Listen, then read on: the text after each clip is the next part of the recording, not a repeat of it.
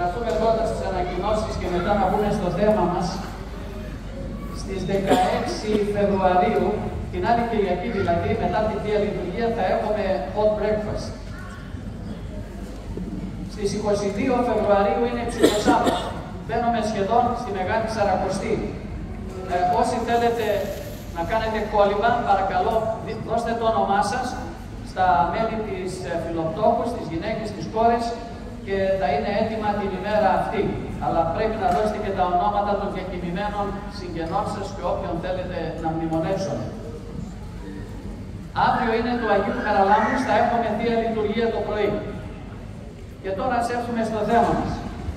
Από την περασμένη Κυριακή, επειδή σύντομα μπαίνουμε στην Αγία και Μεγάλη Τεσσαρακοστή, από την περασμένη Κυριακή που διαβάσαμε το Ευαγγέλιο που διηγεί τον Ζακχαίο και για 3-4 άλλες εβδομάδες, άλλες 3 εβδομάδες, όπως σήμερα και άλλες 2 εβδομάδες, η Εκκλησία μας προετοιμάζει να πούμε στη Μεγάλη Τεσσαρακοστή, η οποία είναι μία περίοδος πιο έντονης προσευχής, πιο έντονης αυτοσυγκέντρωσης, πιο έντονης μετάνοιας και εξομολόγησης, πιο έντονη μεταλήψεως της Θείας Κοινωνίας.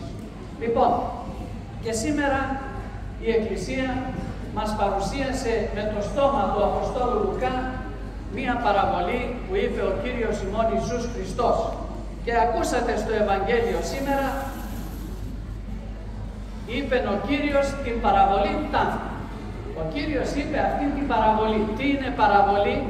Είναι μια μικρή ιστορία που είναι παρμένη από τη ζωή των ανθρώπων και έχει μια άλλη μεγάλη σημασία, μεταφορική σημασία. Θέλει να μας δώσει ένα μήνυμα.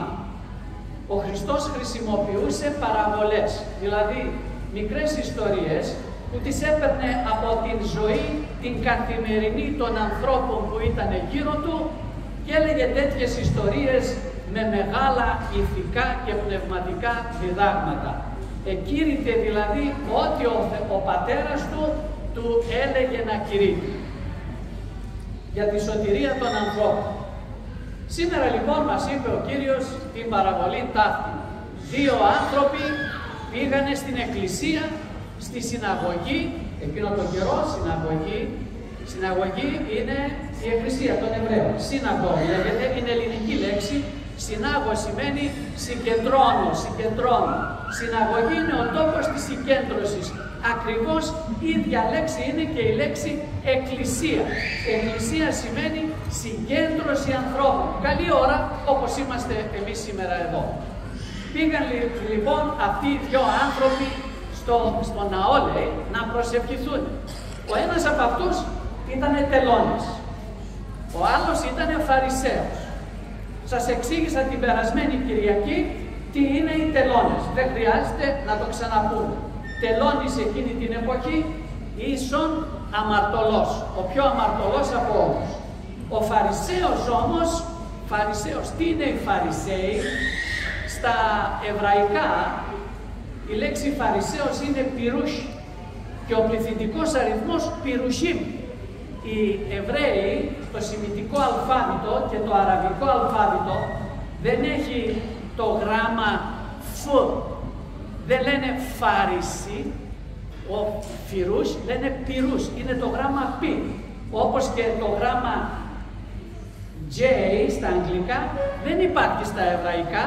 Γι' αυτό τον Ιησού εμείς τον λέμε στα αγγλικά Jesus. Αλλά δεν είναι Jesus, είναι Yeshua. Είναι Yeshua. Εμείς το λέμε Jesus. Λοιπόν, ο Φαρισαίος ήταν ο νομοδιδάσκαλος της εποχής εκείνης. Ήξερε τον νόμο, την Τωρά, τους προφήτες, την Παλαιά Διαθήκη και αυτοί διδάσκανε το λαό σχετικά με τον νόμο. Τι ήθελε ο Θεός από αυτούς. Ανήκανε στην ανώτερη τάξη. Ήτανε οι Φαρισαίοι, οι Σαδουκαίοι, άλλη τάξη, λοιπόν, και οι Εσέοι, άλλη τάξη. Λοιπόν, οι Φαρισαίοι ήταν οι νομοδιδάσκαλοι της εποχής εκείνης. Συνεχίζονται σήμερα να υπάρχουν και σήμερα. Πήγανε λοιπόν δύο αυτοί οι άνθρωποι στον ναό να προσευχηθούν. Ο τελώνης κάθισε εκεί κάτω, τέρμα κάτω, εκεί στα καθίσματα ας πούμε. Ο Φαρισαίος ήρθε εδώ μπροστά. Σήκωσε τα χέρια του, εκεί είναι ο Θεός, έτσι. Λοιπόν, και εμείς οι ιερείς, πολλοί λένε ότι είμαστε αντιπρόσωποι του Θεού. Είμαστε αντιπρόσωποι του Θεού. Ο Θεός δεν χρειάζεται αντιπροσώπους. Για τους κάνει.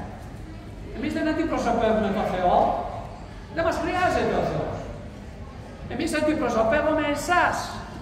Γι' αυτό έχουμε στραμμένο το πρόσωπό μας στο Χριστό που είναι πάνω στην Αγία Τράπεζα. Δεν κάνουμε τη Θεία Λειτουργία κοιτώντας εσάς. Κάνουμε τη Θεία Λειτουργία αντιπροσωπεύοντας εσάς και κοιτώντας στον Χριστό αντιπροσωπεύοντας εσάς.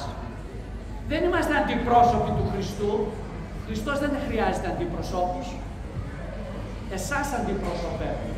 Αυτός λοιπόν στάθηκε εδώ μπροστά.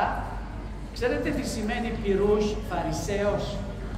Στα εβραϊκά σημαίνει αυτός που είναι ξεχωριστά από τους άλλους. Ό,τι ήταν το όνομά του, η χάρη του, αυτό και έκανε. Δεν κάθισε, στάθηκε μαζί με όλους τους άλλους, αλλά ξεχώρισε τον εαυτό του από τους άλλους. Το ελληνικό κείμενο που σας διάβασα λέει «σταθείς προς εαυτόν, ταύτα προσήφιετο». Στα απλά ελληνικά στάθηκε προς τον εαυτό του. Πώς στάθηκε προς τον εαυτό του? Πώς στάθηκε? Έτσι το μεταφράζουμε. Και στα αγγλικά λέει «he stood». Για να στο διαβάσω να δείτε πώς λέει. Είναι κακή μετάφραση αυτή εδώ. Πολύ κακή μετάφραση. Λοιπόν, πού είμαστε? Λουκά 18 κεφάλαιο. Μάλιστα. The Pharisee stood and prayed thus with himself. Με ποιον ακόμα? Δηλαδή ήταν δύο. Όταν προσεύχεσαι με κάποιον άλλον, σημαίνει ότι είσαι εσύ και ο κάποιος άλλος. Δεν είσαι εσύ και ο εαυτός σου, δεν είστε δύο, είστε ένας. Αλλά οι ερμηνευτές και οι μεταφραστές εκεί απέτυχαν να δώσουν την εβραϊκή έννοια της λέξεως Φάρισι, πυρούς, που σημαίνει αυτός που είναι ξεχωριστά από τους άλλους. Ο Φαρισαίος διεχώρισε την θέση του σε σχέση με τους άλλους και γι' αυτό στάθηκε χωριστά. Δεν καταδέχτηκε να είναι με τους άλλους. Γιατί? Τώρα θα σας εξηγήσω. Λέει το Ευαγγέλιο, ο Χριστός είπε αυτή την παραβολή. Γιατί είπε αυτή την παραβολή?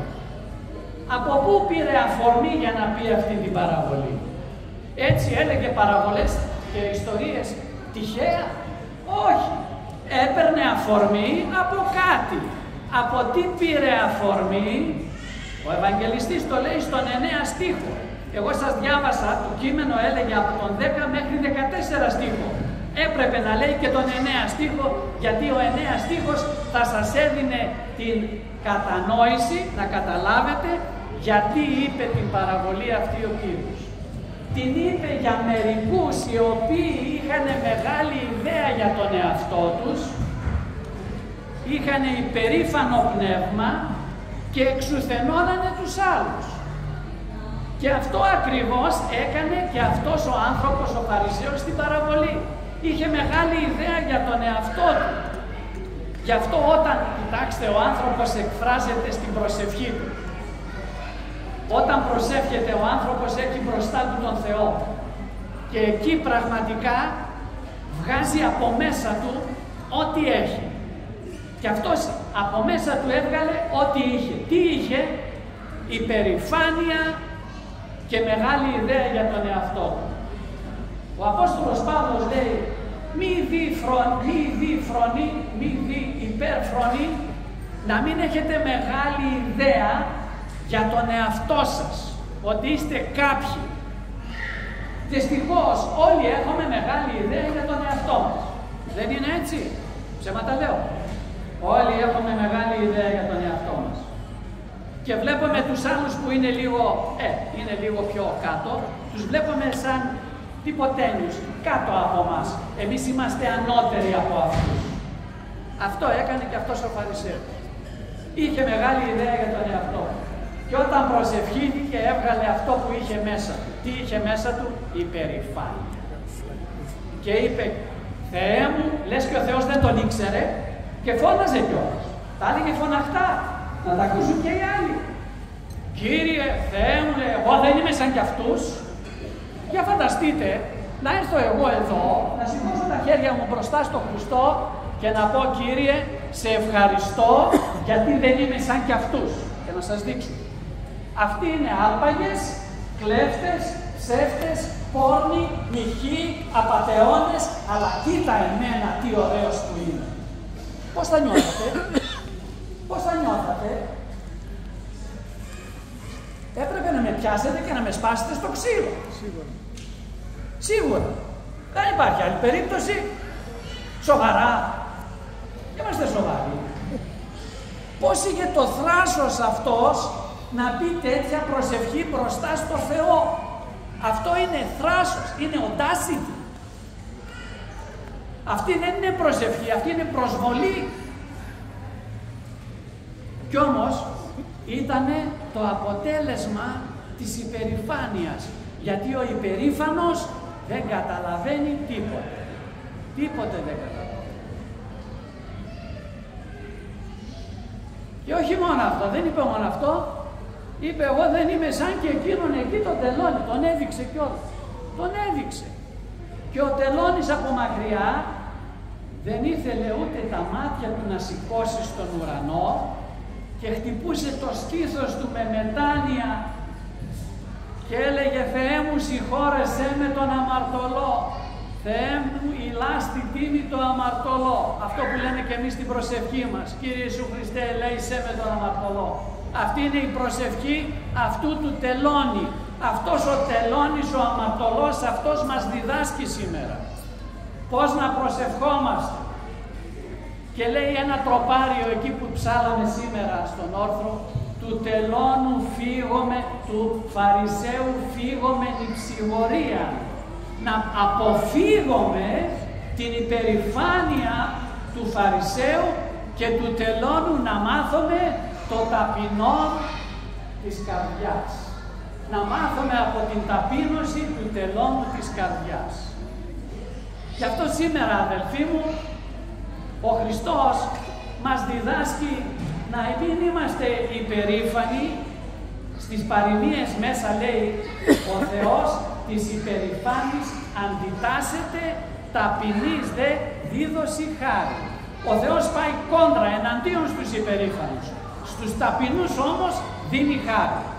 Η ταπείνωση είναι η ασφαλεστέρα αρετή, η πιο ασφαλής αρετή. Και τελείωσε το Ευαγγελικό ανάγνωσμα ο Κύριος και λέει ότι σας λέγω αλήθεια ότι από αυτούς τους δύο ο τελώνης δικαιώθηκε μπροστά στο Θεό, όχι ο Φαρισαίος ο υπερήφανος. Ο ταπεινός δικαιώνεται μπροστά στο Θεό, όχι ο υπερήφανος. Γιατί εκείνους που σηκώνουν τον εαυτό τους ψηλά, ο Θεός τους χτυπάει κάτω. Αντίθετα, εκείνους που ταπεινώνουν τον εαυτό του, ο Θεός τους σηκώνει σε μεγάλη δόξα.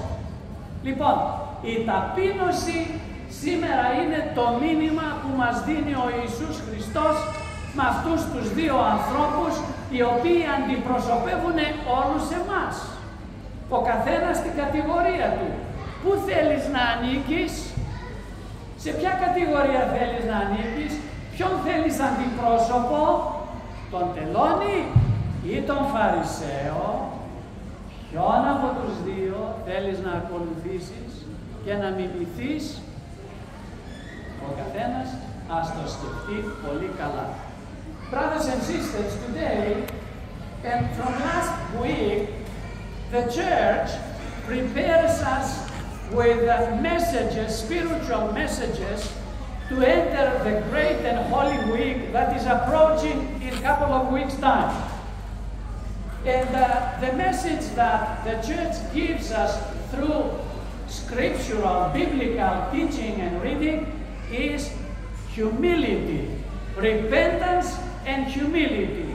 And today we hear Jesus Christ in a parable saying that parable about humility and repentance, about two people who came to the temple to pray. When people pray, they express what they have in their hearts. They express their hearts to God. And from this expression, declares what the person is. Through prayer, me and my God. What do I say to my God? How do I feel about it? So, Jesus said this parable, but the gospel reading that you have here started from verse 10 to 14, 4 verses, a very short story. But as the pericope says, it doesn't say why Jesus said this parable. Jesus never said parables accidentally. He got an opportunity, and that opportunity he took from the concept and the notion that there were people who have a very great idea about themselves. They think that they are someone important, and they despise all the others who they think are inferior of them or from them. So Jesus said this parable. Two people, and he takes representatives of people. And these representatives of people are the sinners and those who feel great.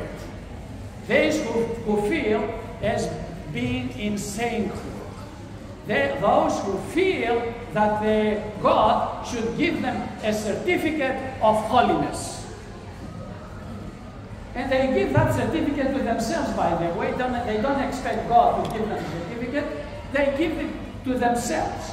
And those people was a tax collector who, in those days, was considered a sinner. Tax collector equals the greatest sinner. And the Pharisees are the leading class of Israel of those times. There were certain classes in Israel: the Pharisees, the Sadducees, and the Essenes. The Pharisees and the Sadducees didn't get well, among them in their relationship, because they had a different faith as far as the resurrection of the dead was concerned. The Sadducees believed that there is no resurrection of the dead. The Pharisees believed that there is resurrection of the dead. But when they plotted against Jesus, they made an alliance. The enemies made an alliance because they had a common enemy. The friend of my friend is my enemy. So, the tax collector stood at the far back of the church. He didn't have courage and, lost face because of his sins to come forward in the temple. The Pharisee, on the other hand, because he was very confident about his sainthood, he came up to here and he raised his hands and he started praying to God loudly. And he said, "Oh God, I thank you that I am not like all the others. The others are extortioners, liars, fornicators, adulterers, thieves. But look at me, how great I am. I fast twice a week. I give 1/10 of my goods, the money I get, to the temple. So I am so good, but I'm not like that one, the tax collector." Jesus says, now the tax collector, he didn't have even the courage to raise his eyes up to heaven, but he beat his breast saying, "God, forgive me the sinner, have mercy on me the sinner. I am a sinner, I'm not worthy of your mercy. Please be merciful to me. And Jesus says, I tell you, from these two, the tax collector went to his house justified by God, but the Pharisee, no, because he exalted himself. The tax collector humbled himself. God loves humility and humble people. So, the message of today's gospel is humility. Humility safeguards all the other virtues, along with discernment, because there is a slight different kind of humility that those who think that they are humble, but they are not humble, they pretend humility. They pretend to be humble. So let us have discernment and discern what true humility is. Don't think highly of ourselves and despise the others, but be humble and pray for ourselves and for others. Because we are not alone, we are not only one member, there are many members in the same body.